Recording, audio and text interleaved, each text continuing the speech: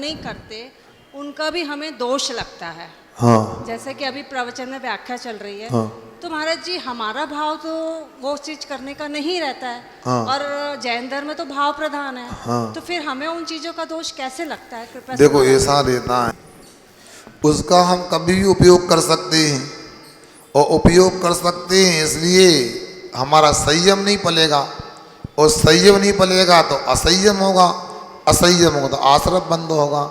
इसलिए हमारे लिए हमेशा जो नहीं करते उनका त्याग होना चाहिए। और दूसरा यह है, कुछ बातें ऐसी कभी करना भी पड़ता है, कभी नहीं करना पड़ता।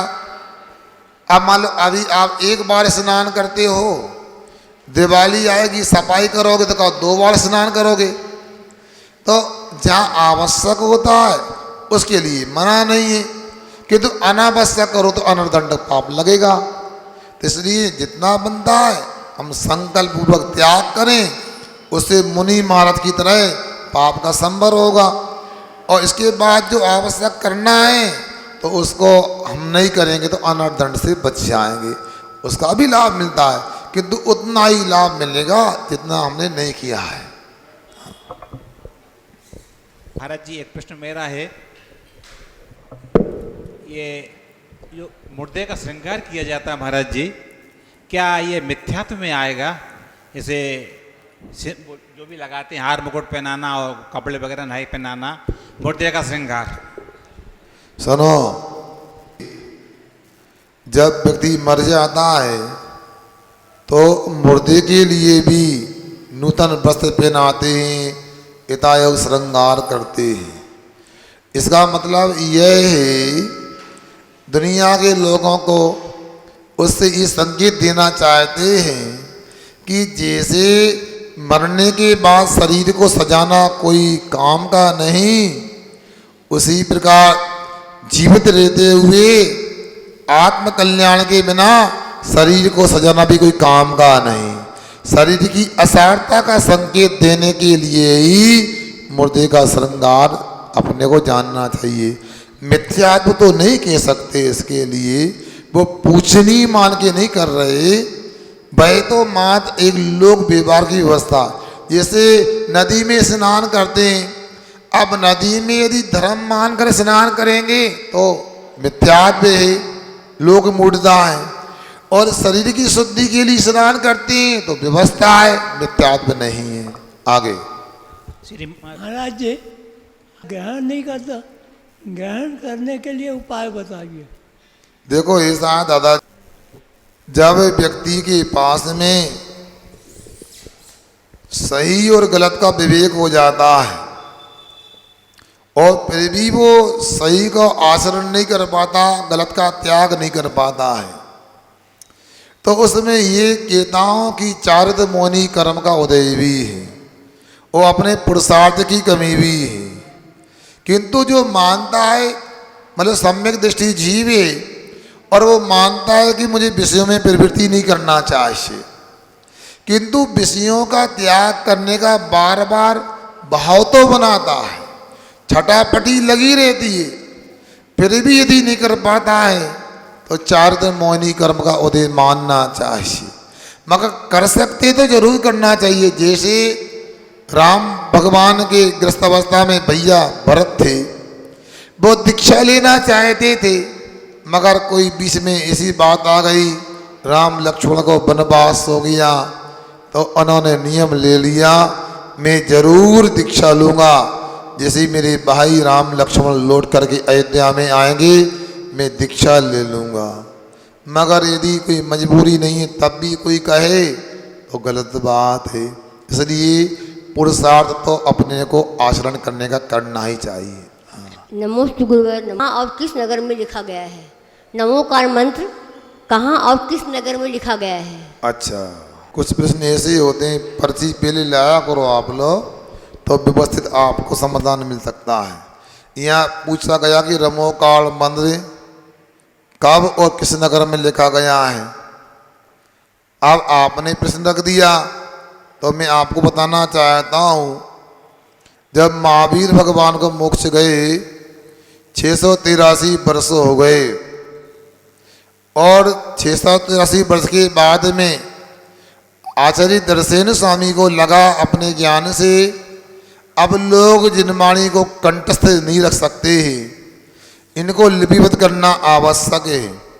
उस समय दर्शन स्वामी ने वहाँ महिमा नगरी से अर्धबली आचार्य मार्ग संघ से निवेदन किया। 2 मुनि महाराज आए सुबुद्धि निर्वाहन करके, उन्होंने सिद्धांत ग्रंथ का निर्माणी का ध्यान दिया।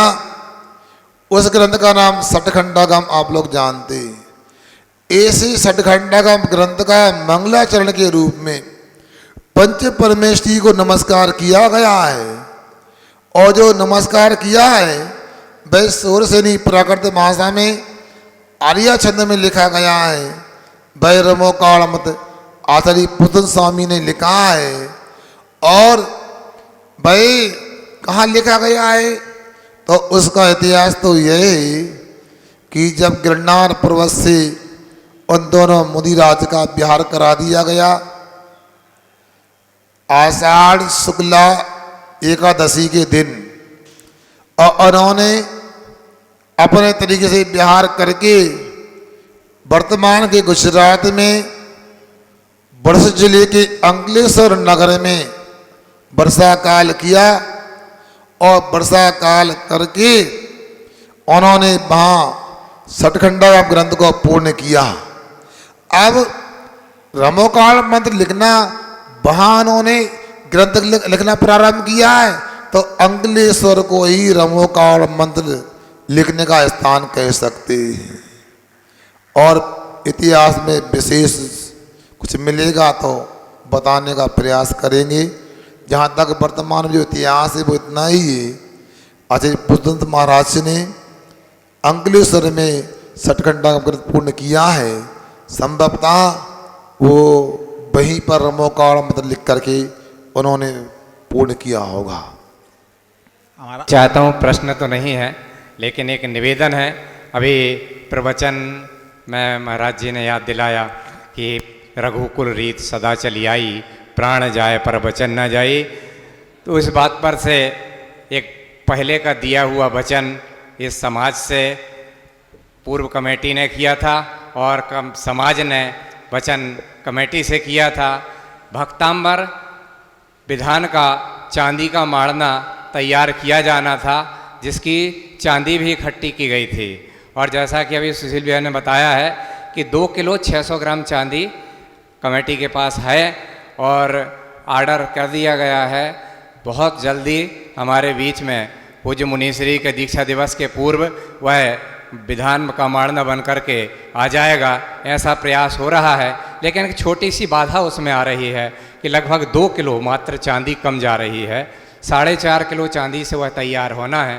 तो एक निवेदन तो यह है कि जिन्होंने पूर्व में घोषित की थी और यदि उन्होंने नहीं दी है तो वो आजकल में ही कमेटी के पास पहुंचा दें। और दूसरा, 2 किलो चांदी के लिए यदि दानदाता के रूप में आप लोग यदि घोषणा करते हैं तो वह कार्य शीघ्रता से पूर्ण हो जाएगा। इसी उम्मीद से आप लोगों के पास अपनी बात रखने के लिए उपस्थित हुआ हूँ। सभी को जय जिनेंद्र। यदि अभी भी घोषणा करना चाहें तो बहुत अच्छा होगा।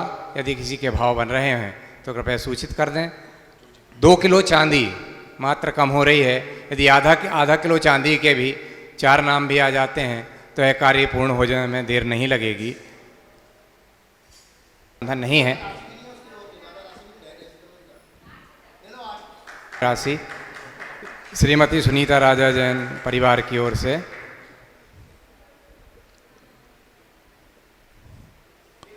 विचार कर लो। परिवार की ओर से 1000 रुपये की राशि, गुड्डी दीदी की ओर से 1000 रुपये की राशि, गुड़माला अशोक जैन की ओर से, भैया जी सुबालाल जी जैन की ओर से राशि, कपिल जैन प्रतीक जैन परिवार की ओर से 1000 रुपये की राशि, श्रीमती प्रभा दिलीप कुमार जैन परिवार की ओर से 1000 रुपये, 5000 रुपये की राशि नाम लिख लो, बाद में बोल देना। श्रीमती आशा जैन हैप्पी जैन परिवार की ओर से 1000 रुपये की राशि, श्रीमती छाया राजीव कुमार जैन परिवार की ओर से,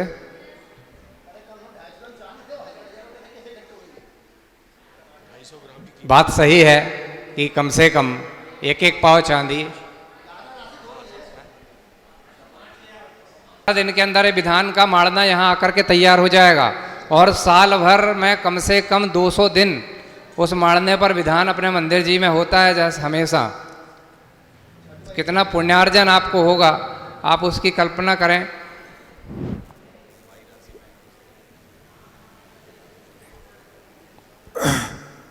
हो गया विचार, कल तक बोल देना, विचार कर लो। 35,000 रुपये में उनको ठेका दिया गया है। 35,000 रुपये बनवाई लगेगी। चांदी के अलावा लगभग 4.5 किलो जो भी वजन आएगा, 4.5 भी हो सकता है, 4.25 भी हो सकता है, 4,700 भी हो सकता है। और बनवाई उन्होंने 35,000 रुपये, सागौन की लकड़ी के ऊपर उसका पत्रा लगेगा। सदर जी हो गया। ये जान से सोचे लोकालोक सो बाणी मस्तक्रम सदा देवते दो ये जिनवाणी भारती तो जबूद ने जो तेरी शरणा गए सो भावे सक्षेन देव भजो अरहंत को गुरु सेवा ग्रंथ दया धर्म पालो सदा यही मोक्ष का पंथ।